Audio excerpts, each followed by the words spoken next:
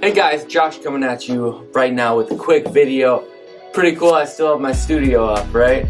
So it was super nice and warm outside the other day, but boom, winter is back and we had to cancel youth group because of some ice and some snow, and it's a big bummer, but I wanted to jump on here really quick and just talk about something that I think is really important. So we've been in a series on the parables, and I just want to read the two parables that we've looked at the past 2 weeks and something cool to talk about with those. So the parables have been salt and light. So I'm just going to read those from Matthew. The parables of salt and light. This is what Jesus is telling his followers. You should be like this. Here they are. You are the salt of the earth. But if the salt loses its saltiness, how can it be made salty again? It is no longer good for anything except to be thrown out and trampled underfoot. You are the light of the world. A town built on a hill cannot be hidden. Neither do people light a lamp and put it under a bowl. Instead, they put it on its stand, and it gives light to everybody in the house.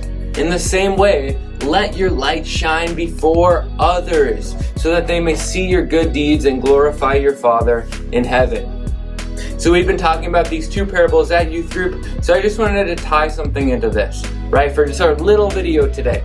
Schools are opening back up this week and next week, right? There are some of you that go to public schools and you have not been at school in person in a long time, and you are finally gonna get to, or this week have gotten to, go back to school. And what I'm saying today, it also applies to those who go to a private school, who have been in person, or those who are homeschooled and don't go to an in-person gathering. But this applies to everyone. But I think especially for those that are going back to school with a lot of people that haven't been around people in a long time. So here's what I want you to work on this week and as the school year continues on.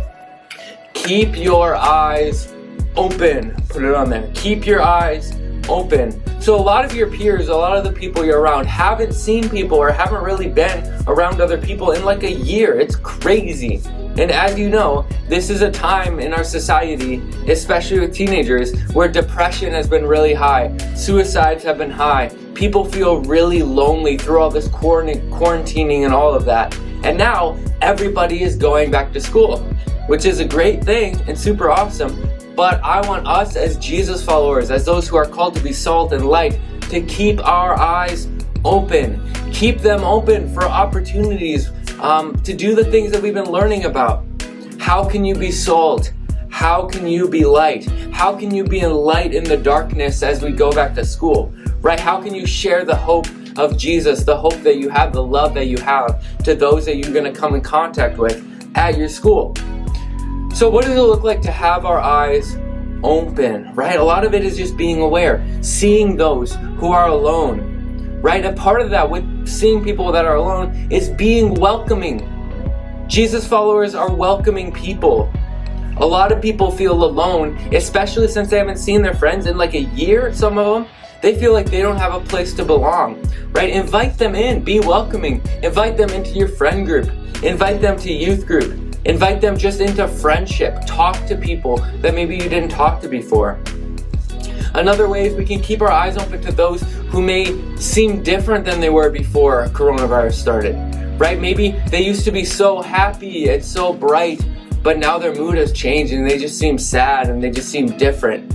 Be aware of that. That often means something, right? Love those people. Help those people. Be nice to those people. Be a friend to those people. It seems simple, but encourage others. Help others. The next one is just love others even if they have different opinions. One of the things that this COVID thing has done is it's shown that a lot of people have a lot of different opinions that they are very passionate about. So regardless if you have some friends that hate the masks and take them down in class, whatever, or if you have other friends who love the masks and it gives them a sense of security and they feel safe, who cares? A lot of times we choose sides. The side is Jesus, right? If you're a Jesus follower, the side that you have chosen is Him. It's love. He has offered His salvation to everyone. Share the gospel, right? So the main thing here is one of the ways that we can be salt and light in our schools as we go back is to keep our eyes open to those who are hurting. Because especially with COVID, there are so many people hurting, so many people in pain, so many people feeling like they don't matter. And us as Jesus followers have a chance to let our light shine, to tell them that they do matter, that they are not alone, that they are loved. And it is an important thing that we're able to do. So let's just pray that God will reveal people as we go back to school, as we start.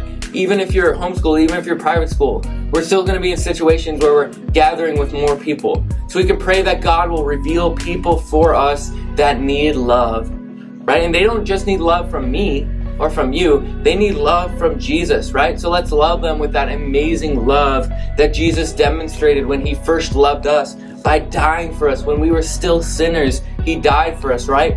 So keep your eyes open for ways to be salt and light, to love others the way that Jesus loves us. I miss seeing you guys tonight. I will see you next week in person. Maybe one of the ways you're welcoming is you invite one of those friends from school that you haven't seen in a year to come to youth group and be part of our community. I would love to meet them. It'd be great. See you guys.